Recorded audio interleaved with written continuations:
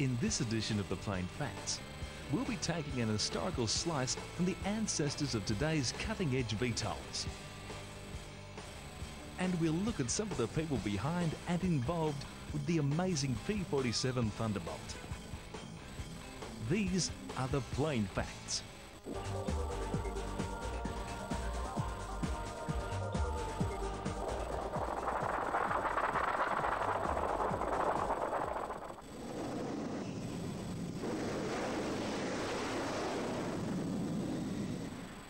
Most of the world's frontline fighters have heritages that date back to the mid-1960s.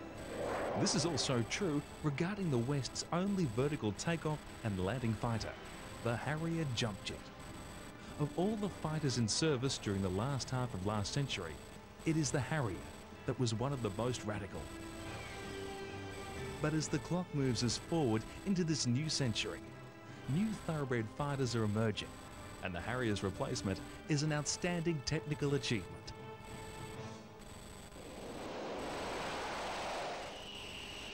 Lockheed's lineup of the three variants of the Joint Strike Fighter, or JSF, is an example of the next generation of strike aircraft. And the Stovall version is perhaps the most visually exciting. This craft was developed to take over the Harrier's role.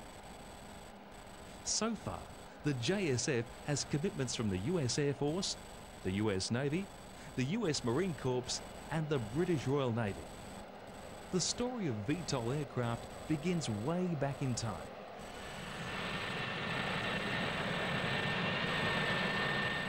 The Hawker P1127 was a single-jet engine plane and was the first real and workable VTOL. It was a pioneer that showed the world that a jet aircraft could take off and land like a helicopter, yet reach jet fighter speeds. This later P1127 was called a Kestrel,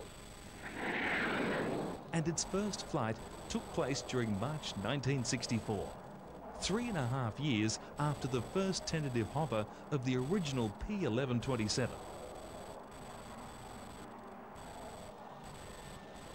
In horizontal flight, it performed admirably against the full-blown fighters of the day, but it could also make a vertical landing, and this was the real strength of the craft. At the Farnborough Air Show, two Kestrels showed a stunned crowd what they could do. They outperformed a Hunter fighter jet. They beat the Hunter in speed, range, and rate of climb. The breakthrough to achieving reliable VTOL was the Pegasus engine. It was designed by the Bristol Siddeley Company, which became part of Rolls-Royce in 1966. The uniqueness of the engine was 4 rotatable nozzles that determined the aircraft's direction. The single-jet engine was about 8 foot long. However, for its day, it was extremely powerful. It generated about 21,500 pounds of thrust. With the nozzle unit already in place, the engine was lowered into the airframe. To give the plane maximum hover and landing maneuverability, the nozzles were arranged with 2 forward of the plane's centre of gravity and 2 rearward. 2 compressed air-driven motors were employed to drive a system of rods and chains, which moved all 4 nozzles in unison. Their full rotation is 99 degrees, and they can achieve that in 1 second. By mid-1960s, P1127s and Kestrels made hundreds of VTOLs in a variety of conditions and environments, such as water-sodden runways, deserts, and grass fields. It was learned that some conditions weren't suitable for VTOLs. Engine exhaust from a Harrier's underbelly vents can kick up large pieces of material that can get sucked into the craft's air intake, and this virtually chokes the engine. The craft loses lift and crashes to the ground. However, the pilots of the planes were already able to conduct STOs, or short takeoffs, which proved to be a better proposition than VTOLs.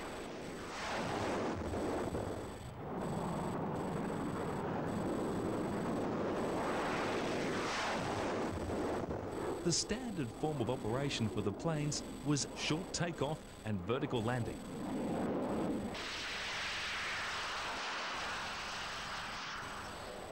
At air shows, Kestrels were a crowd pleaser.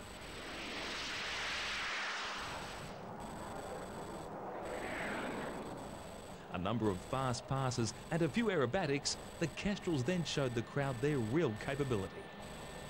At low levels, the pilots used puffer jets, which are located on the wingtips, nose and tail.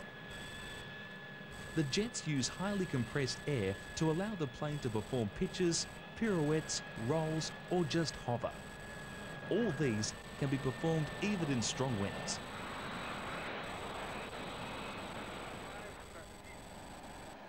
Like the Kestrels, the JSF-35 will undoubtedly be an air show favourite.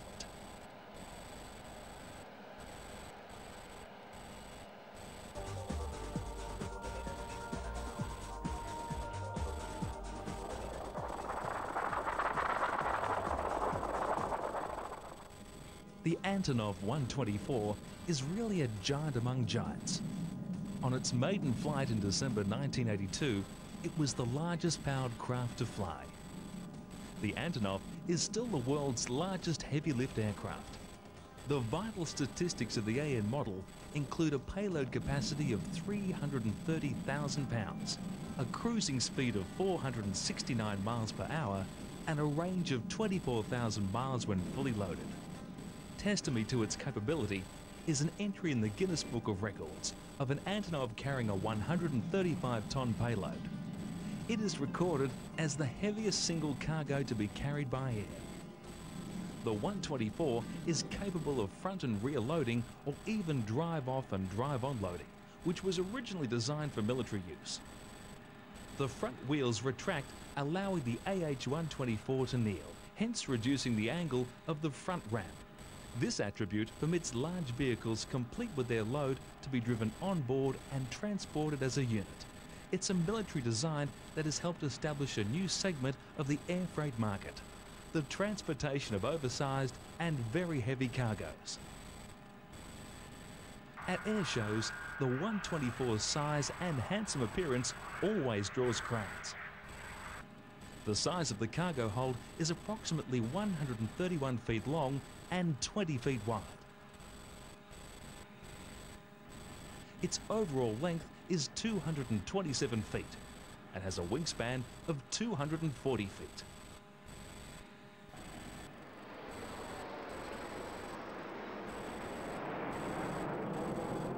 The crew of 6 consists of 2 pilots, 2 engineers, a navigator and a radio operator.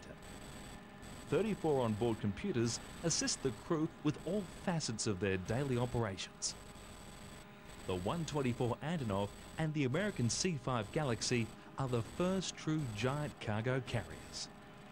The technology to progress to larger craft is available.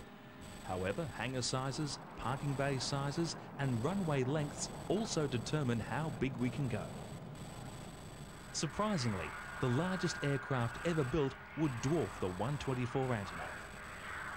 Airships took to the skies around 1900. At that time, the aeroplane was a very basic contraption that offered very little payload. Von Zeppelin is regarded as the father of the airship, and by the outbreak of World War I, his Zeppelins could achieve 85 miles per hour, reach a height of 14,000 feet and carry 4,500 pounds of bombs. Von Zeppelin's success inspired many countries to develop airship technology. The United States Navy was also inspired and went on to build the Shenandoah, Akron and the Macon. The airships served the Navy well, but their time was running out as advancements in aircraft was moving quickly. Unfortunately, many regard the airship as relatively unsuccessful. Perhaps newspaper images depicting wrecks and fireballs such as these of the Shenandoah imprinted strong feelings of skepticism in the public mind. The truth is that many airships were built and flown successfully. There were some spectacular accidents, but few lives were lost.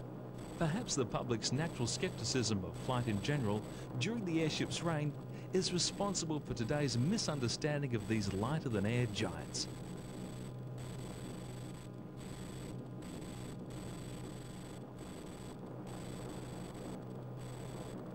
The airships of yesteryear are still the largest craft ever flown. The Hindenburg was over 820 feet long, and that is more than twice the length of anything we'll fly today.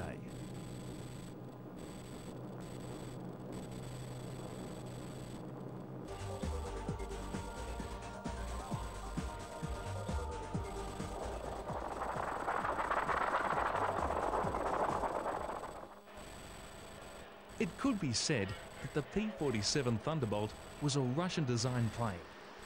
The aircraft was a product of two Russian immigrants, Alexander Seversky and Alexander Kartveli, who had left their homeland to escape the Reds. Seversky was an extremely colourful character.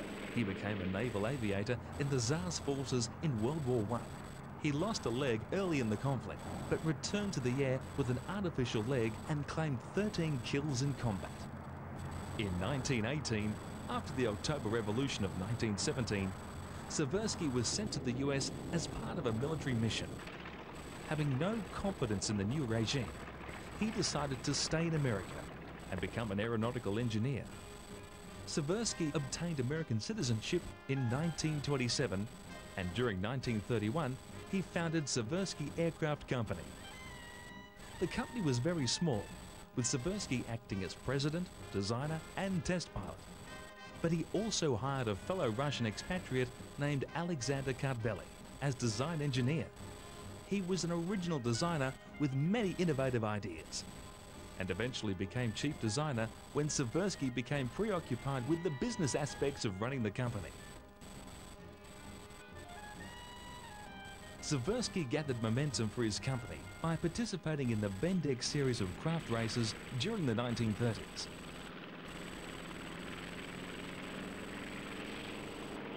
It's interesting to note that in the early days of air shows, the biggest attractions were the air races, and the builders of planes like Seversky continually outperformed the best military planes. Seversky had one of the most notable aviators in history to fly his planes, Jackie Cochran.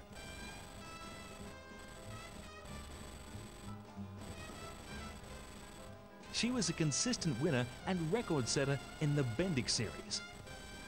Seversky's planes went on to win 3 Bendix titles, and Jackie Cochran went on to do much more.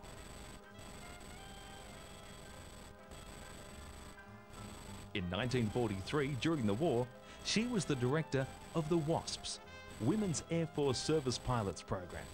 Their job was to fly the planes from the factories to the place of shipment for active duty. At this time, some women also test flew the aircraft. Here at the Grumman factory, women are test flying the Hellcat. Through this program, Jackie Cochran was awarded the Distinguished Service Medal for services to her country during World War II. During the war years, much competition flying was put on hold.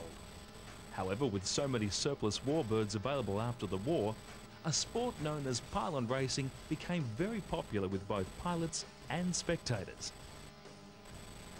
Today, there are many classes of racing, but it is still the warbirds of the Second World War that many people find most interesting, if not romantic.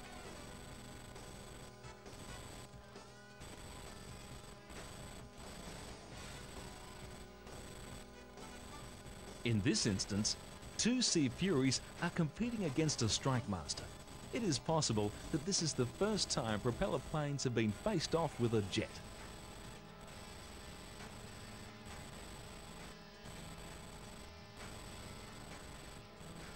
It becomes apparent that the early jets did have a substantial speed advantage over the internal combustion engines.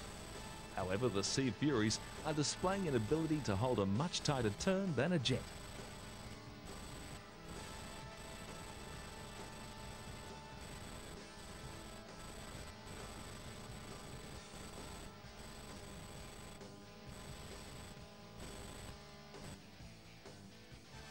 Pylon racing involves planes racing around a series of pylons which are placed in the ground. The rules are very simple. The first plane to complete a given number of laps is the winner. The sport is very popular in the USA, and it's possible that this particular event, which was held in the Australian state of Tasmania, was the first ever pylon racing event held outside the United States. This sport is the fastest motorsport in the world, and just like any other motorsport, engine breakdowns occur. Unlike a car which simply rolls to a stop after a breakdown, planes lose altitude, which places the pilot in a life-threatening situation.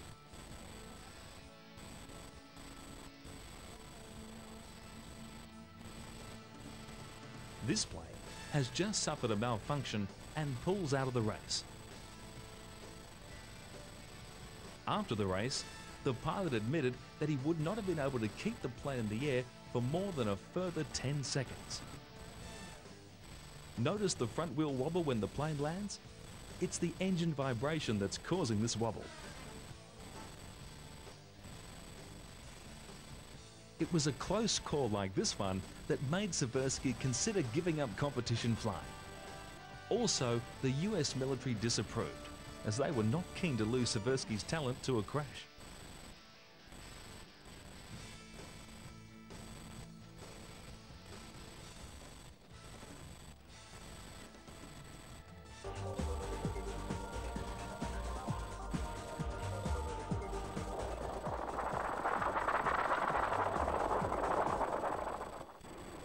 Now here's just a couple of interesting facts on the C-130 Hercules.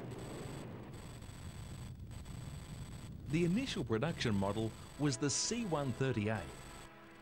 It had 4 Allison T56A11 or 9 turboprops, and the first prototype flew in 1954. The first production flight followed on April 7, 1955. A total of 219 were ordered, and the C-130A joined the US Air Force infantry in December 1956.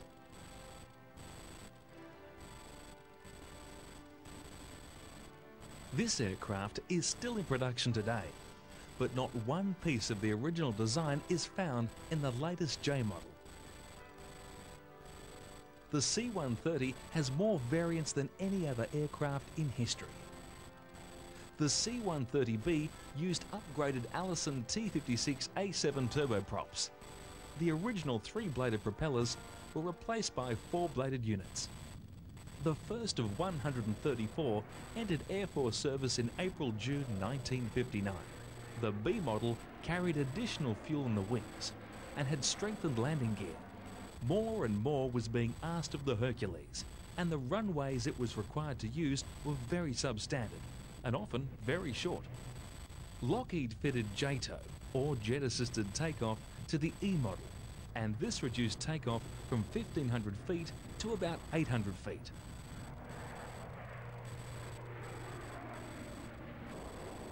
Vietnam really proved what a great aircraft Lockheed had produced. An example of the C-130's abilities can be found in the history of the Marine base at Khe Sanh. In early 1968, the Communists surrounded the Marine base.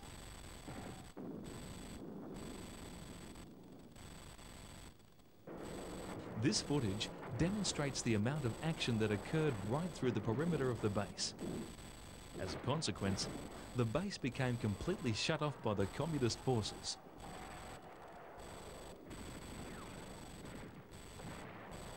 The Marines desperately depended upon the C-130s to maintain a supply line.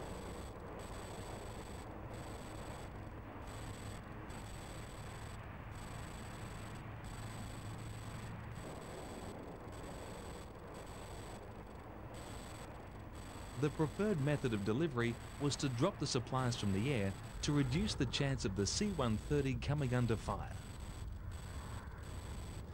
Sometimes the weather conditions prevented visual airdrops, so Marines radar guided C-130s to the general runway area. Only then could the aircraft crew visually fly to the designated drop zone. The drop zone was a mere 300 square foot area, and the C-130 crews successfully dropped up to 200 tons of supply a day into this small area. When the weather was clearer, the C-130s were constantly under fire during landings and takeoffs. Although a lot of drop-offs could be the container delivery type, the C-130's crews often placed themselves in danger by landing for the purpose of medi evacuations.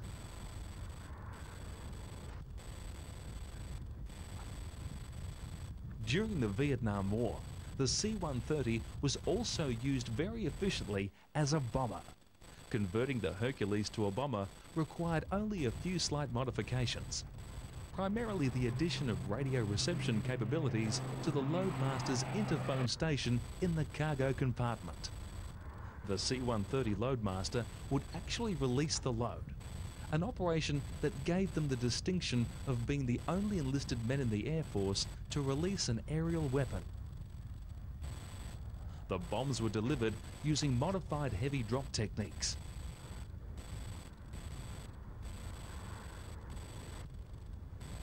Not only did the impact zone become enemy-free, the cleared area could be used by helicopters to ferry in troops.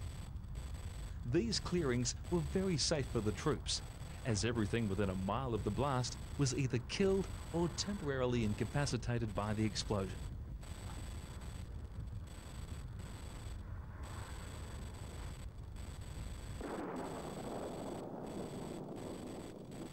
The C-130 bombers had a reputation for accuracy, exceeding that of all other aircraft dropping bombs during the Vietnam War. Because the delivery of the huge weapons required no modification to the C-130, a crew could drop 2 bombs in the morning and then spend the remainder of their day shuttling into a nearby forward airfield delivering ammunition, fuel or other supplies for the troops. These duties demonstrated the versatility of the C-130, as they were the bombers in the morning and the transport in the afternoon.